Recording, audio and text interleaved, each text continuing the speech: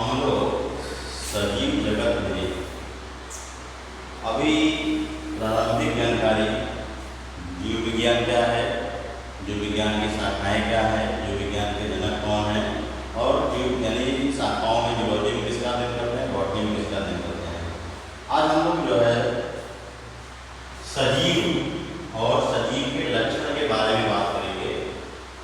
तो सजीव में सबसे पहले जानते हैं सजीव या लाइफ या जीवन कहते किसे हैं। देखो जीवन जो है जीवों के पदार्थ में उत्पन्न होने वाला या उत्पन्न होने वाली एक विशेष प्रकार की ऊर्जा या शक्ति है। यानी कोई भी जीव है, जीव के पदार्थ में, जीव में पदार्थ में उत्पन्न होने वाली विशेष प्रकार की ऊर्जा या शक्ति है, जिसका कोई सीधा परिभाषा नहीं दे सकता।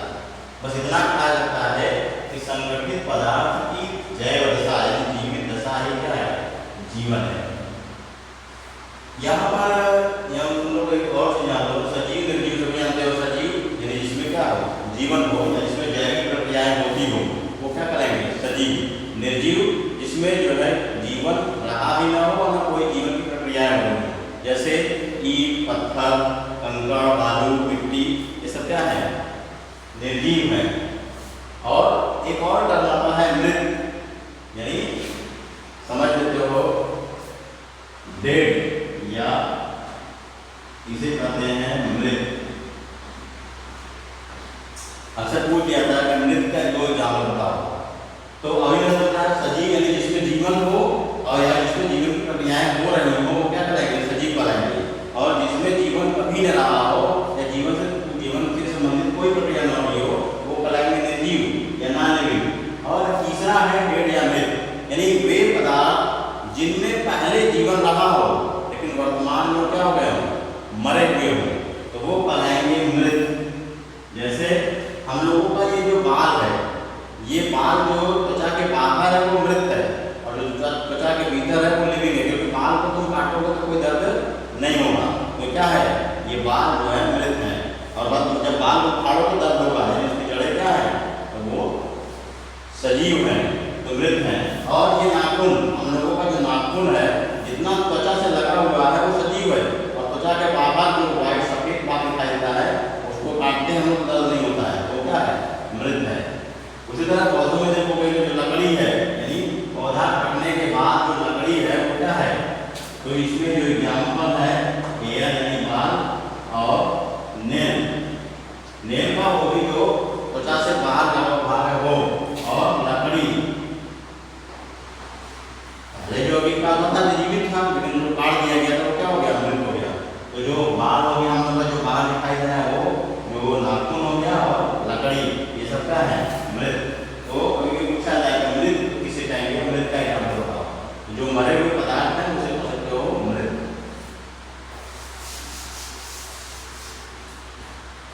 तो हम लोग बात करते हैं सजीवों के लक्षण के बारे में। तो देखो भाई अभी बताया गया कि सजीवों का कोई भी सीधा परिभाषा नहीं देता, कुछ लक्षण हैं विशिष्ट जिनके आधार पर हम लोग कह सकते हैं कि ये सजीव है। तो सबसे पहले सिंपल लक्षण की बात करते हैं, लाइफ साइकिल या जीवन चक्र। लाइफ साइकिल या जीवन चक्र।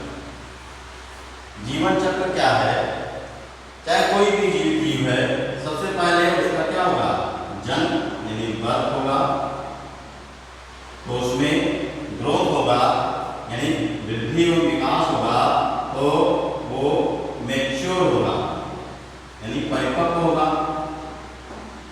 परिपक्व होगा तब वो क्या करेगा, रिप्रोडक्शन यानी जनन करेगा।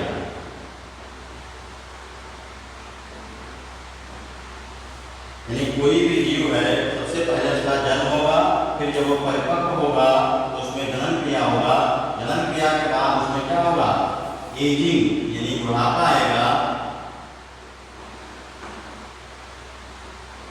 और फिर उसकी क्या हो जाएगी, मृत्यु हो जाएगी। तो जन्म से लेकर के मृत्यु तक का जो काल है, कह सकते हो यही क्या है उसका जीवन चक्र। तो जो फिर उसने जो रिप्रोडक्शन करके पैदा संतान उत्पन्न किया, संतान में भी वही होगा, वो संतान क्या होगा, जन्म लेगा, परिपक्व होगा यानी वृद्धि और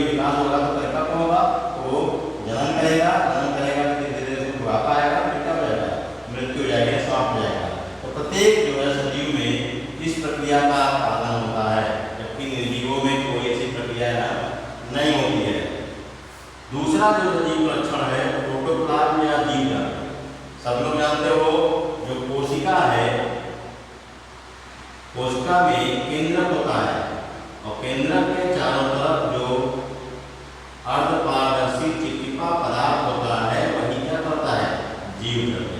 तो जीव द्रव्य के कारण ही जीव में जो है किसी भी कोशिका में जो है जीवित होती है, यानी जीव द्रव्य के कारण ही कोशिका क्या होती है, जीवित होती है। अब कोशिका जीवित होती है तो जीव जीवित होता है। तो प्रोटोप्लाज्म ही वह पदार्थ है जिसके कारण कोशिका में या कोशिका से बने हुए जीवों में क्या होता है, जीवन होता है। इसलिए तुमको पढ़े भी होंगे हाई में जीवन का भौतिक आधार क्या होता है, जीवन का भौतिक आधार।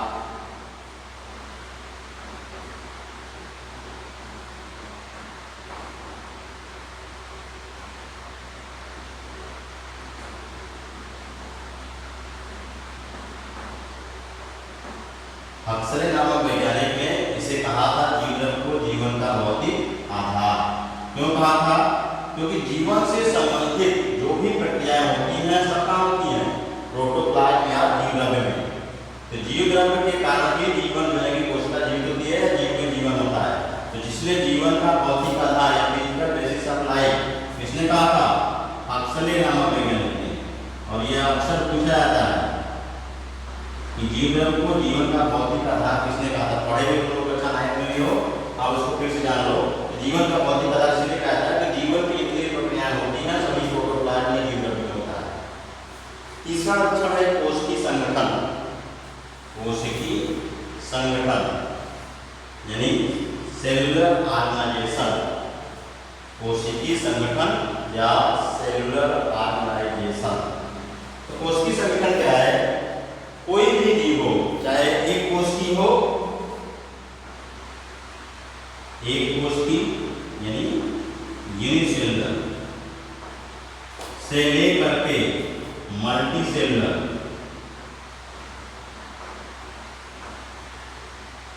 Multi cellular. यूनिसेलुलर मतलब एक कोशिकी,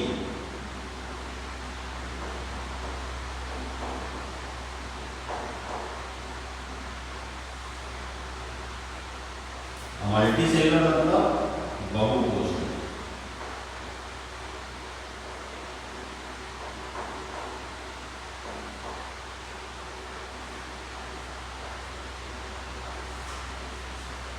तो यूनिसेलुलर यानी एक कोशिकी, मल्टी सेलुलर यानी बहुकोशिकीय। यानी एक कोशिकी से लेकर के बहुकोशिकीय जितने भी जीव हैं सबका शरीर जो बना होता है वो किसका बना हुआ है, सेल का यानी कोशिका का। सेल यानी कोशिका का।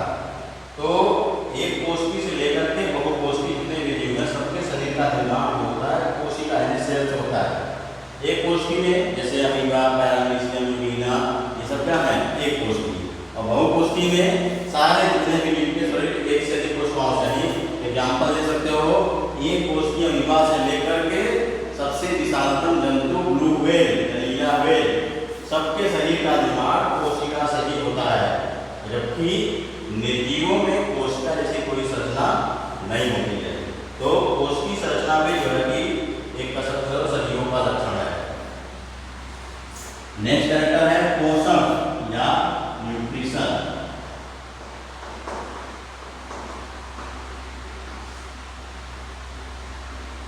तो पोषण या न्यूट्रिशन क्या है, जितने भी सजीव हैं शरीर में ऊर्जा एवं वृद्धि, विकास और टूट के निर्माण के लिए कच्चे पदार्थ या ऊर्जा की आवश्यकता होती है, जिसे क्या कहा जाता है, पोषण। जितने भी सजीव होते हैं, सजीव में शरीर में ऊर्जा एवं वृद्धि विकास के लिए और साथ ही साथ उनमें जो है शरीर में जो टूट की मरम्मत है और टूट पर रिपेयरिंग है उसके लिए कच्चे पदार्थ की आवश्यकता होती है। इसके लिए जो है कि जो कच्चे पदार्थ प्राप्त करता है, ग्रहण करता है, वह क्रिया होती है न्यूट्रिशन या पोषण। जैसे हम लोग हैं, हम लोग भोजन शरीर के जो सुचारू रूप से चलाने के लिए क्या चाहिए, प्रोटीन चाहिए, कार्बोहाइड्रेट चाहिए, वसा चाहिए, विटामिन चाहिए, ये सब जो ग्रहण करने की प्रक्रिया है वो क्या करता है? पोषण। तो सजीवों को पोषण की आवश्यकता होती है, लेकिन निर्जीवों को किसी पोषण की आवश्यकता नहीं होती है। अब आते हैं उपापचय या इसी को कहते हैं मेटाबॉलिज्म।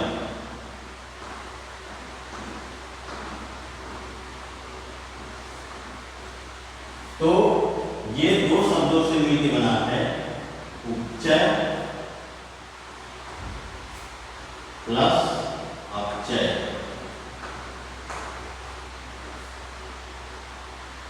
उपचय एवं अपचय।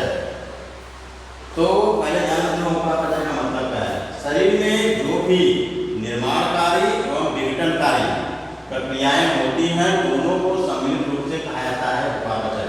यानी जो भी कोई भी सजीव है उनके शरीर में लगातार कुछ न कुछ जो है कि बनने वाली प्रक्रिया होती रहती है और कुछ न कुछ बिना नष्ट होने वाली प्रक्रिया लगातार हमेशा कोशिकाओं में होती रहती है। उन क्रियाओं को कहा जाता है उपापचय। तो जो निर्माणकारी क्रिया होती है उसे कहते हैं उपचय या इसी को कहते हैं एनाबॉलिक। और जो अपचय होता है उसे कहते हैं कैटाबॉलिक। तो उपचय अक्सर पूछा जाता है उपापचय किसे कहते हैं। शरीर में होने वाले निर्माणकारी और विघटनकारी क्रियाओं को सम्मिलित रूप से उपापचय कहा जाता है। ठीक, ये विशेष लक्षण है सजीवों का। पोषण के विशेष लक्षण सजीवों का, फिर कोशिकीय संगठन विशेष लक्षण है और प्रोटोप्लाज्म के विशेष लक्षण है और जीवन चक्र। अब बात करते हैं श्वसन की। श्वसन में क्या होता है? जो ग्लूकोज या भोजन ग्रहण करते हैं उसका ऑक्सीजन की उपस्थिति में माइटोकॉन्ड्रिया में, याद रहे कहां पे? माइटोकॉन्ड्रिया में ऑक्सीडेशन या विघटन होता है। तो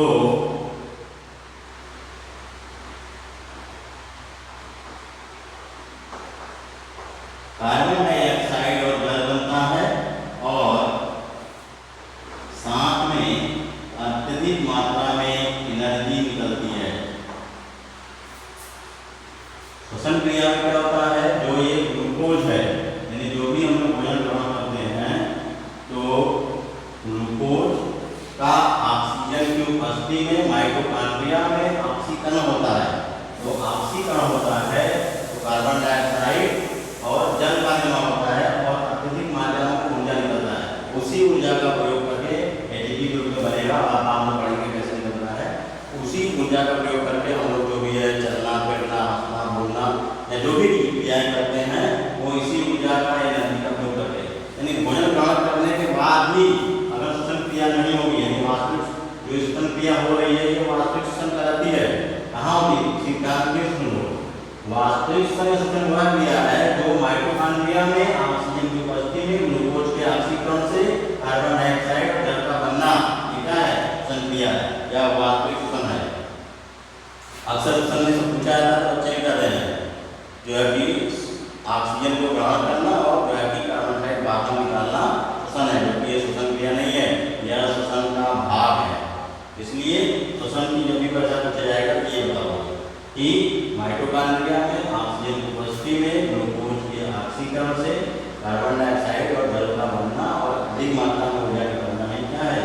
श्वसन क्रिया है। ये विशेष लक्षण है सजीवों का। फिर आते हैं गति एवं गमन। गति एवं गमन। अब यहाँ पर बायोलॉजी की दृष्टि से बात करें तो गति का मतलब है किसी भी जीव में एक स्थान पर स्थिर रहते हुए शरीर के भाग को या पार्ट को इधर उधर हिलाना। जैसे पौधा है जब हवा चलती है तो इधर उधर क्या करता है? वो झूमता है। तो ये क्या कराएगा? गति। लेकिन अगर के वो एक स्थान से दूसरे स्थान को जो भी क्या करता है? अपना स्थान परिवर्तन करता है तो वह क्या कराएगा? गमन। तो अधिकांश जंतुओं में तो जो है क्या होता है? गमन होता है, गति गमन दोनों होता है। जो बड़े पौधे हैं उनमें जो है कि गति नहीं होता, लेकिन जो कुछ सूक्ष्म पौधे होते हैं, कुछ बैक्टीरिया होते हैं, कुछ जो है मतलब एल्गी जैसे जो केलेमाइटोमोनास हो गया, बालवास हो गया, ये जल में तैर करके उनमें गमन होता है। तो गति को समझ गए? गति का मतलब एक स्थान पर स्थिर रहते हुए शरीर के भाग को हिलना जिसमें बायोलॉजी की भाषा में ध्यान रहे। और गमन का क्या मतलब है? स्थान परिवर्तन, यानी एक स्थान से दूसरे स्थान पर जाना, ये क्या है? गमन है। तो ये क्या हो गया? गति एवं गमन। फिर नेक्स्ट क्वेश्चन है वृद्धि, यानी किसी भी जीव के साइज यानी आकार, वॉल्यूम यानी आयतन,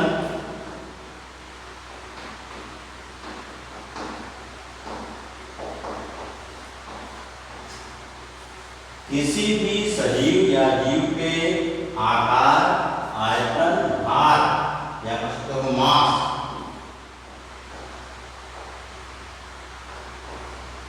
में होने वाला अनुक्रमणीय परिवर्तन वह क्या कहलाता है? वृद्धि। यानी किसी भी जीव के आकार, आयतन एवं भार में होने वाला अनुक्रमणीय परिवर्तन वृद्धि कहलाता है। ठीक, अब आते हैं एक्सक्रीशन या उत्सर्जन।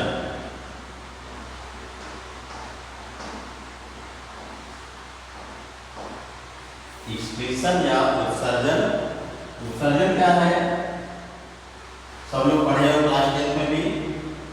शरीर में बनने वाले हानिकारक पदार्थों को शरीर से बाहर निकालने की क्रिया को क्या कहेंगे? उत्सर्जन।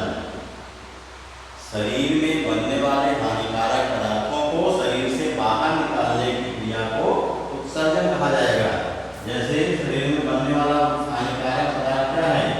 यूरिया, अमोनिया, CO2 और पसीना। क्या है? पसीना, सुई। तो शरीर में बनने वाला हानिकारक है वो सभी पदार्थ यूरिया, अमोनिया, कार्बन डाइऑक्साइड और सुई यानी पसीना, इन सबको शरीर से बाहर निकालने की जो क्रिया है उसे क्या कहेंगे? उत्सर्जन। अब मनुष्य में जो प्रमुख उत्सर्जी अंग क्या है? किडनी।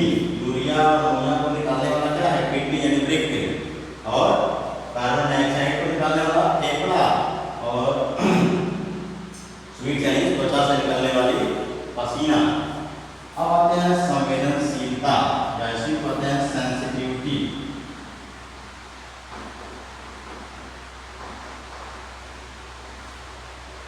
यह सजीवों का सबसे विशिष्ट लक्षण है। जैसे बाह्य वातावरण में कोई भी परिवर्तन जो हमें महसूस होता है वो क्या कहलाता है? सेंसिटिविटी या संवेदनशीलता। जैसे हम लोग को ठंडी है, गर्मी है, ऐसा महसूस होता है। कोई भी गर्म वस्तु हाथ में जाता है, ये सब क्या है? संवेदनशीलता। पौधों में जैसे तो छुई हुई का पौधा जैसे छुओगे उसकी पत्ती क्या होती है? मुरझा जाती है। तो जो भी बाह्य वातावरण में कोई परिवर्तन जो महसूस होता है वह क्या कहलाता है? संवेदनशीलता। संवेदनशीलता जो है एक विशिष्ट लक्षण है सजीवों का। और लास्ट रिप्रोडक्शन या प्रजनन। प्रजनन सीधा मतलब प्रत्येक जीव में अपने समान संतान उत्पन्न करने की जो क्षमता होती है उसे कहते हैं रिप्रोडक्शन या जनन या प्रजनन।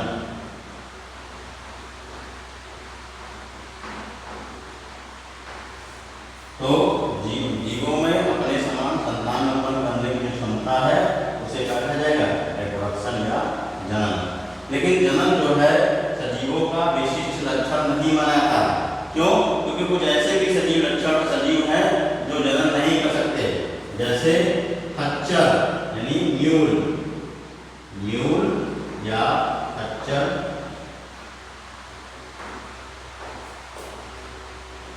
वर्कर बी या श्रमिक मक्खी,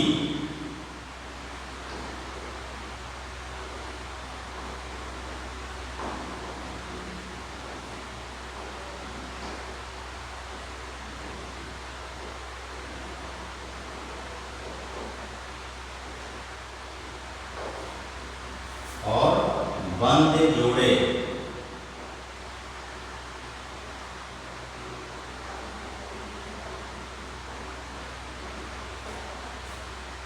इंग्लिश में कहेंगे स्टेराइल कपल।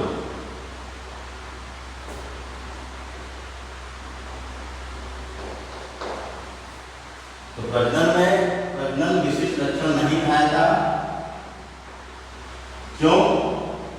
क्योंकि तुम लोग जानते हो खच्चर, खच्चर देखा होगा अपन, घोड़े से जो है छोटा वैरायटी होता है जो है म्यूल या खच्चर, ये जनन नहीं कर सकते। इसी तरह मधुमक्खियों के कॉलोनी में वर्कर भी या सभी मधुमक्खी होते हैं, वो भी जनन नहीं, मधुमक्खी होती है वो जनन बंद जोड़े या इस्राइल कपूर, बंद जोड़े मतलब ऐसे दंपति जो जनन नहीं, जनन योग्य नहीं होते, यानी जो बच्चे पैदा नहीं कर सकते, उन्हें कहते हैं बंद जोड़े या इसको समान कहते हैं बांझ। तो ये जो है विशिष्ट लक्षण ही कहता है।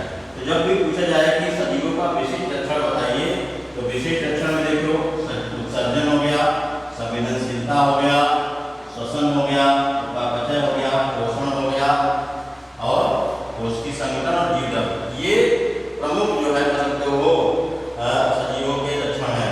या सबसे विशिष्ट पूछा जाए और संवेदनशीलता, श्वसन, उपापचय और जीवदत्त और कोशिकी संगठन, ये सजीवों के विशिष्ट लक्षण हैं। तो आज में सजीवों के विशिष्ट लक्षण में हम लोगों ने समझा जाना। अब इसके बाद हम लोग स्टार्ट करेंगे वीना पद्धति और वर्गीकरण से जो संबंधित बातें हैं